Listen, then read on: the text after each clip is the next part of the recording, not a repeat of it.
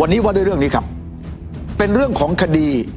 คนที่เป็นแกนนำการชุมนุมกลุ่มต่างๆเพราะว่าสัปดาห์ที่ผ่านมามีคำตัดสินออกมา2 กลุ่มการเมืองนะชะตากรรมแกนนำม็อบที่เห็นอยู่ฝากโน้นคือแกนนำกปปสเป็นคดีในชั้นศาลอุทธรณ์ส่วนนี้แกนนำม็อบ3 นิ้วเพนกวินนะศาลออกหมายจับพ้นหนีคดี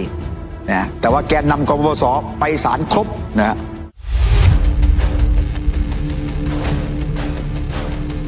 ทีนี้ที่น่าสนใจคือชะตากรรมของแกนนำม็อบเหล่านี้จะเป็นอย่างไรต่อไปลองมาไล่ดูเรียงดูว่าแต่ละกลุ่มแต่ละคนเป็นอย่างไรนะกรณีของ3 นิ้วก่อนนะเพนกวินนี่คือ1ในแกนนำคนสำคัญนะมีบทบาทมาตั้งแต่ต้นแล้วมีบทบาทตั้งแต่ตอนก่อตั้งพรรคอนาคตใหม่ด้วยซ้ำเพียงแต่อายุไม่ถึงก็เลยไม่ได้เป็นสมาชิกพรรคแล้วที่เห็นอยู่นี่ครับคือแกนนำนะราษฎรนะคณะราษฎรที่ออกมาเคลื่อนไหวทางการเมืองในนามม็อบ3 นิ้วที่เห็นอยู่ในนี้หนีไปแล้วคนหนึ่งนะคนนี้ติดคุกยาวเลยส่วนอีกคนหนึ่งไม่รู้ว่าจะหนีหรือไม่แล้วก็พฤติการที่ผ่านมาก็จะเห็นบทบาทว่าคนเหล่านี้มีบทบาทยังไงในนามคณะราษฎร63เนี่ยรุ้งปนัสยาเนี่ยจะหนีตามเพนกวินหรือเปล่าอันนี้จับตาดูส่วนเพนกวินนะก็ประกาศก้าวไงก่อนหน้านี้ไม่หนีไปไหนเห็นไหมฮะกรงขังดวงดาวได้ขังแสงดาวไม่ได้วาทกรรมหรูๆงัดมาหมดอานนท์นำพาตอนนี้ยังอยู่ในคุกเคยประกาศว่าจะไม่ขอประกันตัวแล้วแต่ก็ยังมีความพยายามยื่นขอประกันอยู่เรื่อยๆนะแล้วก็ดูรายละเอียดถัดไปอีกนะคนเหล่านี้ทีนี้อันนี้ก็เป็นแนวร่วมม็อบ3 นิ้วที่ออกมาเคลื่อนไหวแล้วมีคดี112อยู่ทั้งนั้นจับจ้วงโจมตีสถาบันนะเบญจาปันแล้วก็ออกมากับเพนกวินตอนนั้นหลังจากธนาธรไล่เรื่องวัคซีนพระราชทานคดีนะก็ต้องรอดูว่าพอไปถึงที่สุดแล้วเนี่ยจะหนีหรือไม่หนีเพนกวินหนีไปแล้วนะแล้วเบญจาล่ะแล้วก็คนอื่นๆอีกนะก้าวถลายใครหลอกใช้เยาวชน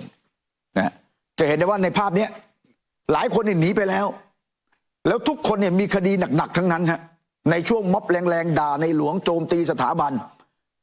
มีคนตักเตือนแล้วก็ไม่ฟังทำแล้วทำอีกทำซ้ำทำซากต่างกรรมต่างวาระ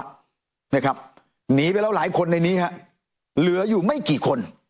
เพราะว่าคดียังไม่ถูกพิพากษาถึงที่สุดเท่านั้นเอง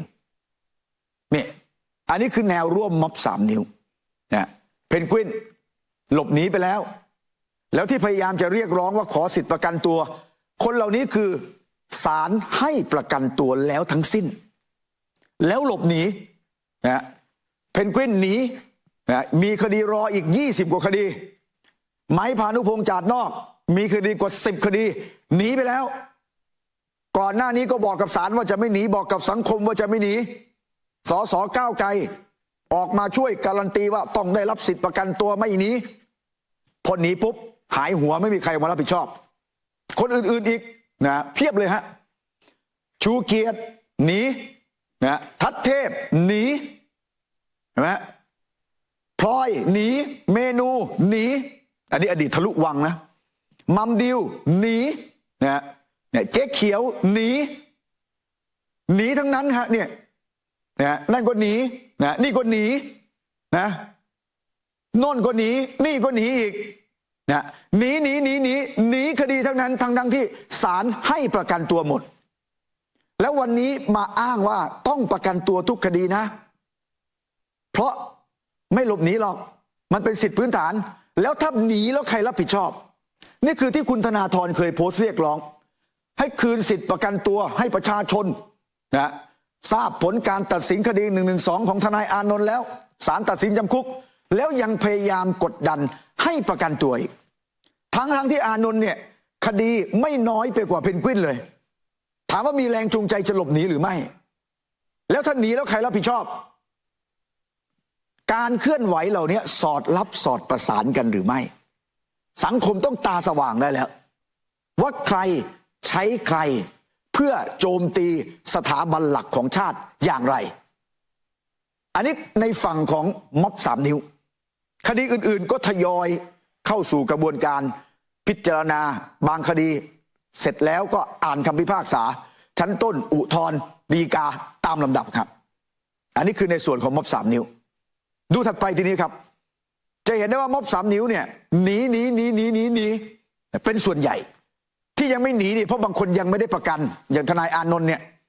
พอได้ประกันถ้าเกิดได้ก็ไม่รู้จะหนีหรือเปล่านะคำพิพากษาศาลอุทธรณ์กปปสทีนี้ที่เราเห็นบรรยากาศสัปดาห์ที่ผ่านมามีการเดินทางไปฟังคำพิพากษากันเนี่ยครับเดินหน้ากระดานเรียงหนึ่งไปเลยนะฮะศาลชั้นต้นตัดสินแล้วหลายคนโดนโทษจำคุกได้ประกันตัวพอมาถึงนัดอ่านคำพิพากษาศาลอุทธรณ์เดินทางมาฟังคำพิพากษาดีครับก็มีมามอบกำลังใจให้มีดอกไม้นะฮะเพราะว่าคดีที่ศาลชั้นต้นตัดสินเนี่ยบางท่านถูกพิพากษาจำคุกเกือบ10 ปีเนี่ยเพราะฉะนั้นมาถึงศาลอุทธรณ์มีความเสี่ยงครับแต่ปรากฏว่าคำพิพากษาศาลอุทธรณ์ออกมาแล้วนะศาลเนี่ยยกว่าไม่มีความผิดข้อหากบฏก่อการร้ายเพราะเห็นว่าการชุมนุมของกปปสนั้นไม่ได้มีการใช้อาวุธเข้าไปทำลายที่จะเข้าองค์ประกอบก่อการร้ายกับกบฏแล้วเป็นการชุมนุมซึ่งศาลรัฐธรรมนูญเคยวินิจฉัยว่าเป็นการใช้สิทธิตามรัฐธรรมนูญเนี่ยอันนี้คือยกข้อหากบฏก่อการร้ายไม่มีความผิดแต่ทีนี้แต่ละคนไปกระทำผิดข้อหาอื่นหนักเบาต่างกันออกไปแต่ศาลเนี่ยเห็นว่าเป็นการกระทำกรรมเดียวแต่เป็นการกระทำที่ต่อเนื่องออกมาชุมนุมทางการเมืองในขณะนั้นเพราะฉะนั้นหลายท่านก็เลยได้รับการลดโทษจำคุกลงเพราะเป็นกรรมเดียวนะรายละเอียดทีนี้ครับแต่ละคนแกนนำคุณสุเทพเทือกสุบรรณจำเลยที่1ในคดีนี้ถ้าเราดูชั้นต้นยังไงแล้วอุทธรณ์ยังไงอันนี้เปรียบเทียบให้เห็นเลยทีนี้นะชั้นต้นพิพากษาจำคุก5 ปีนะไม่รอลงอาญาคุณสุเทพเทือกสุบรรณแต่มาอุทธรณ์แก้เป็นจำคุก1 ปีเพราะว่าเห็นว่าเป็นความผิดกรรมเดียวคุณสาธิตวงศ์หนองเตยนะผู้ใหญ่สาธิตเมื่อสักครู่กำนันสุเทพศาลชั้นต้นพิพากษายกฟ้องอุทธรณ์พิพากษายืนยกฟ้องครับคุณสาธิตวงศ์หนองเตยผู้ใหญ่ตาลถัดมาชุมพลจุนใสคุณลูกหมีฮะ1 ใน 4ทหารเสือกปปสชั้นต้นหนักเลยฮะจำคุก9 ปี 24 เดือนทั้งหมดนี้ไม่ได้อุทธรณ์นะทั้งหมดนี้ไม่ได้รอลงอาญานะ9 ปี 24 เดือนเนี่ยแต่พอมาถึงอุทธรณ์แก้เป็นจำคุก1 ปี 8 เดือนอดีตสสลูกหมีนะเพราะว่าศาลมองว่าเป็นการกระทำกรรมเดียวนะถัดไปคุณพุทธิพงศ์ปุณกันนะชั้นต้นจำคุก7 ปีอุทธรณ์แก้เป็นจำคุก1 ปีแต่ก็ไม่รอลงอาญานะนี่พ่อใหญ่อิสระสมชัยชั้นต้นจำคุก7 ปี 16 เดือนอุทธรณ์ลดเหลือจำคุก1 ปี 8 เดือนไม่เท่ากันแต่ละคนเพราะฐานแต่ละคนเป็นไปตามข้อเท็จจริงแห่งคดีของแต่ละคนคุณวิทยาแก้วพลาไดเนี่ยชั้นต้นจำคุก1 ปีแต่รอลงอาญานะพอมาถึงอุทธรณ์พิพากษากลับยกฟ้องครับคุณวิทยาแก้วพลาไดศาลยกฟ้องในชั้นอุทธรณ์ถัดไปคุณถาวรเสนเนียมนะฮะนี่อดีตรัฐมนตรีช่วยกระทรวงมหาดไทยนะคุณถาวรเสนเนียมชั้นต้นจำคุก5 ปีแต่มาถึงอุทธรณ์พิพากษาลดแก้เป็นจำคุก1 ปีแต่ไม่รอลงอาญานะครับนี่แล้วก็ถัดไปคุณณัฐพลทีพสุวรรณนะอันนี้อดีตรัฐมนตรีนะจำคุก6 ปี 16 เดือนชั้นต้นแต่พอมาถึงอุทธรณ์ศาลแก้เหลือจำคุก1 ปี 8 เดือนไม่รอลงอาญาเหมือนเดิมนี่คุณณัฐพลทีพสุวรรณนะคุณเอกนัทพร้อมพันธ์นี่ปัจจุบันเป็นเลขาธิการพรรครวมไทยสร้างชาติชั้นต้นจำคุก1 ปีแต่รอลงอาญาพอมาถึงอุทธรณ์ พิพากษากลับยกฟ้องครับอันนี้คุณเอกนัทพร้อมพันธ์พี่ปองอัญชลีไพรีรักษ์นะศาลชั้นต้นพิพากษาจำคุก1 ปีแต่รอลงอาญามาถึงอุทธรณ์ศาลพิพากษาแก้จำคุก1 ปีนะรอลงอาญาโทษปรับลดลงแก้ตรงโทษปรับน้อยลงนะครึ่งนะเหลือปรับ 8,000 บาทนี่อันนี้คือคุณอัญชลีไพรีรักษ์ถัดไปอาจารย์สมเกียรติพงษ์ไพบูลย์ชั้นต้นพิพากษาจำคุก1 ปีรอลงอาญาแต่ว่าท่านเสียชีวิตนะเพราะฉะนั้นจำหน่ายคดีในชั้นอุทธรณ์ท่านอาจารย์สมเกียรติพงษ์ไพบูลย์ครับคุณยศศักดิ์นะศาลชั้นต้นพิพากษายกฟ้องอุทธรณ์ยืนยกฟ้องใช้เวลาไล่เรียงกันให้ชัดๆนะฮะคุณถนอมอ่อนเกตพลชั้นต้นจำคุก1 ปีรอลงอาญาอุทธรณ์แก้เป็นคุก1 ปีรอลงอาญาลดโทษปรับลงปรับเหลือ 8,000คุณถนอมคุณสมศักดิ์โกสัยสุขคงจำได้นี่โทษชั้นต้นจำคุก3 ปีไม่รอลงอาญานะฮะแต่ชั้นอุทธรณ์แก้ลดเหลือจำคุก1 ปีไม่รอลงอาญาอดีตพระพุทธอิสระนะจำคุก4 ปี 8 เดือนศาลชั้นต้นแต่ชั้นอุทธรณ์แก้เป็นจำคุก1 ปี 8 เดือนแต่ก็ยังไม่รอลงอาญาคุณสาธิตเซเกานักธุรกิจนะคุณสาธิตโดนจำคุก2 ปีแต่รอลงอาญาในชั้นต้นพอมาถึงชั้นอุทธรณ์ลดโทษนะแก้เป็นจำคุก1 ปีแล้วก็รอลงอาญาโทษจำคุกลดลงแล้วก็รอลงอาญาเหมือนเดิม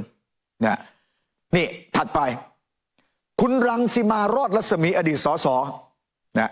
ชั้นต้นยกฟ้องอุทธรณ์ก็ยกฟ้องครับคุณรังสิมาท่านประธานไม่แข็งนะแล้วก็พลอากาศโทวัชระฤทธาคณีนะชั้นต้นจำคุก1 ปีรอลงอาญา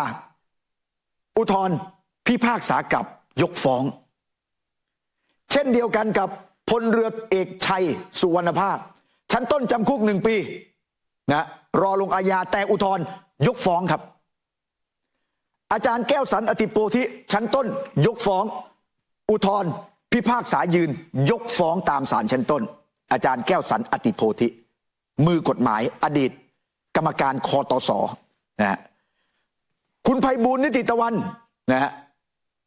คุณไพบูลย์นิติตะวันเวลาปราศัยสมัยกบพศนี่ก็ประชาชนที่เคารพ จำได้ตอนนี้เป็นซามูไรไพบูลย์นะฮะมือกฎหมายพรรคพลังประชารัฐคุณไพบูลย์นิติตะวันศาลยกฟ้องชั้นต้นมาถึงอุทธรณ์พิพากษายืนยกฟ้องคุณทวินเปลี่ยนสีคงจำได้นะฮะอดีตเลขาสมชที่โดนย้ายเอื้อญาตินะคุณทวินเปลี่ยนสีศาลยกฟ้องชั้นต้นชั้นอุทธรณ์ก็ยกฟ้องครับ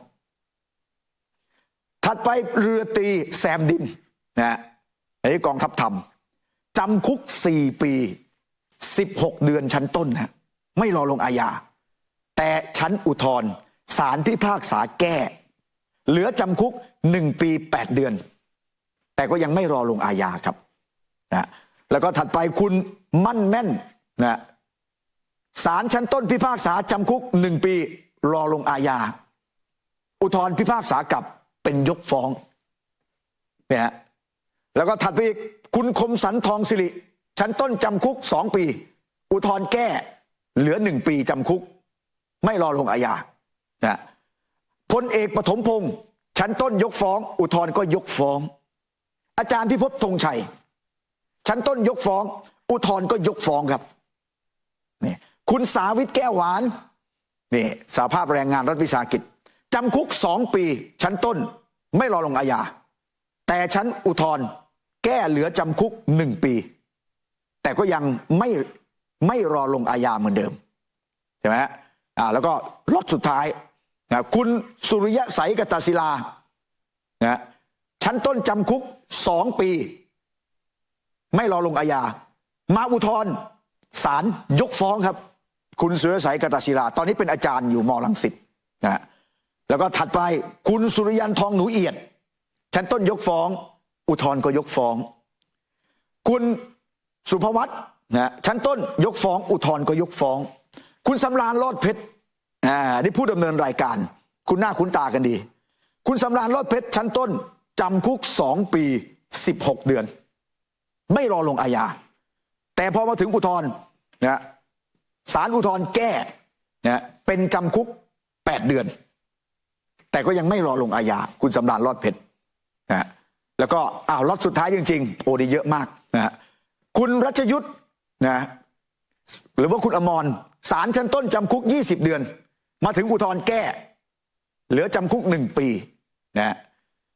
คุณพิเชษพัฒนโชตินี่ท่านอดีตรองประธานสภาผู้แทนราษฎรนะครับคุณพิเชษศาลจำคุกชั้นต้น1 ปีรอลงอาญามาอุทธรณ์พิพากษากลับยกฟ้องครับคุณสมบูรณ์ทองโบราณนะชั้นต้นยกฟ้องอุทธรณ์ก็ยกฟ้องปัจจุบันนี้พี่สมบูรณ์ก็ออกไปทางส้ม คุณกิติชัยใสสะอาดนะชั้นต้นจำคุก4 เดือนรอลงอาญาศาลอุทธรณ์แก้นะเพิ่มโทษเป็นจำคุก1 ปีนะมีเพิ่มโทษด้วยนะแล้วก็สุดท้ายคุณทยาทีพสุวรรณฮะศาลชั้นต้นพิพากษาจำคุก1 ปี 8 เดือนแต่รอลงอาญามาอุทธรณ์ศาลอุทธรณ์พิพากษาแก้เหลือจำคุก8 เดือนแล้วก็โทษจำคุกก็รอลงอาญาเหมือนเดิมคุณทยาทีพสุวรรณภรรยาคู่ชีวิตของคุณณัฐพลทีพสุวรรณนะแล้วก็อาจารย์เจิมศักดิ์ปิ่นทองนะอาจารย์เจิมศักดิ์ปิ่นทองพิพากษาศาลชั้นต้นยกฟ้องนะเพราะว่าเป็นนักวิชาการศาลอุทธรณ์พิพากษายืนยกฟ้องครับนี่คือจำเลยทั้ง39 คนชะตากรรมของแกนนำกปปส.จะเห็นได้ว่าทุกคนเคารพกระบวนการยุติธรรมมาศาลชั้นต้นพิพากษาจำคุกบางคนก็ขอประกันตัวไปแล้วถึงนัดอ่านคำพิพากษาอุทธรณ์ก็มาฟังคำตัดสินนะศาลอุทธรณ์พิพากษาจำคุกน้อมรับยื่นขอประกันตัวสู้ต่อในชั้นฎีกา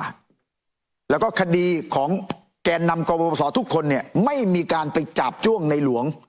ไปด่าสถาบันทำผิด112ไม่มีคดีทุจริตประพฤติมิชอบเป็นคดีการออกมาต่อสู้ทางการเมืองนะอันนี้คือชะตากรรมแกนนำกปปส.ส่วนม็อบ3 นิ้วนะคดีหลักๆที่โดนก็คือ112ฮะด่าในหลวงจาบจ้วงในหลวงหลายคนได้ประกันตัวแล้วก็หนีไปนะรวมไปถึงแกนนำอย่างเพนกวินด้วยคือคนล่าสุดที่หนีไปแล้วแน่นอนคนล่าสุดไม่ใช่คนสุดท้ายแล้วสังเกตดูบนเสื้อกรงขังดวงกรงขังดาวไว้ได้ตอนนั้นเนี่ยพยายามที่จะใช้วาทะเพื่อให้เกิดความรู้สึกว่าโอ้โหเนี่ยเป็นนักสู้นะไม่มีทางหลบหนีกรงขังดาวไว้ได้ก็เป็นรูปเพนกวินอยู่ในกรงขังแต่สุดท้ายพอถึงนัดอ่านคำพิพากษาหนีเพราะฉะนั้นก็จะได้เห็นความจริงว่าใครเป็นของจริงใครเป็นของปลอมมาร่วมสนับสนุนท็อปนิวส์นำเสนอความจริงได้แล้ววันนี้เพียงกดปุ่ม Super Thanks แล้วเลือกจำนวนเงินตามที่ต้องการได้เลยครับขอบคุณครับ